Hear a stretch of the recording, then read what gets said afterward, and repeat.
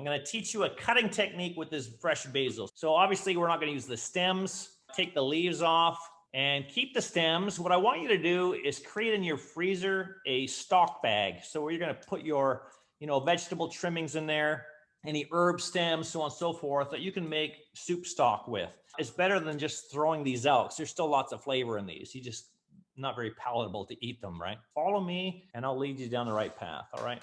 So what we're gonna do, and I'm gonna demonstrate for this cut, it's gonna sound all fancy and very pretentious. So we're gonna do a chiffonade cut. Yes, a chiffonade. But it's really simple and there's a reason behind it. We're not doing that cut just to be all fancy and French, okay? There's a reason behind that, I'll show you. But what I want you to do, with at least half of your leaves, I don't know how many I have here, like 20 or something, put them on the board, make a stack. So the biggest one's on the bottom, and we're gonna make a stack of basil leaves. Once you have a few, you can take all the little tiny ones and put them on top. And then what I want you to do is gently roll them up into a cigar shape.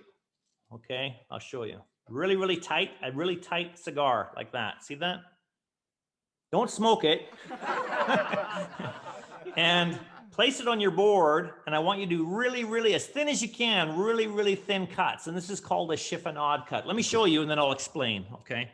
So I'm taking that tightly rolled cigar of basil leaves and taking my knife, and as thin as I possibly can, slicing it, and look what happens.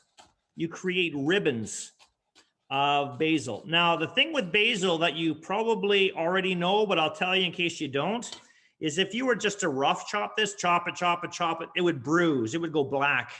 And not only are you marring the appearance, you're actually marring the flavor of it as well. So we don't want you to do that. This is a traditional cut for basil, is the chiffonade cut. So you get these nice, beautiful ribbons of basil without bruising it. And if you ever want to practice your chiffonade cut, yes, I'm going to give you homework. Here's your homework for tonight.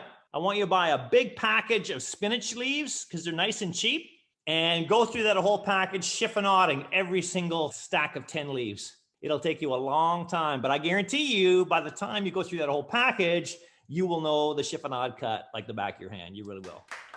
Anyway, rolling my second cigar shape, that is, and slicing. And again, with this one here, we're saying 1/4 cup of chopped basil. I mean, whatever you want to do. If you want to do less, you want to do more, it's all good. It's a great ingredient, but we only put it in at the very end. So I will be throwing this in right when I'm tossing in the pasta at the very end of the recipe.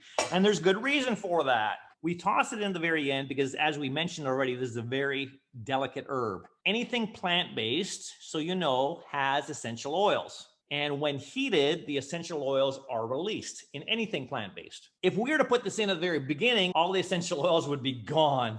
You would still have the green basil bits in there. You would even taste some of the basil, but it wouldn't be as exhilarating as having that essential oils sort of pouring out and breathing it in. It'd be gone. It wouldn't be there. You might as well just use dry basil because you just ruined all that fresh basil.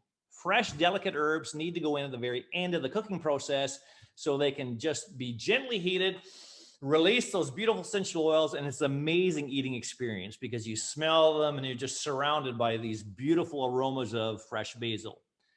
It's the same thing when you're at a fancy restaurant, not McDonald's, where the server comes up with the peppercorn grinder, and the pepper mill, and hey, you want some fresh cracked pepper on there? Hey, why don't you just leave a shaker on the table, man? Quit bothering me. The reason why those peppercorns, those dry peppercorns, are berries. They're dried berries. So guess what? Plant-based. And every time one of those berries are cracked for the first time, they're releasing essential oils on top of your hot dish of pasta or whatever it is. And the heat from that, as it's being cracked on there, it's releasing all those essential oils, and it makes it an amazing eating experience. If you're buying pre-ground pepper and just shaking on everything, you're missing out. You really are. Pepper mill, whole peppercorns, grind it at the very end on top of the dish, and you'll have amazing experience with that. You really will. Okay.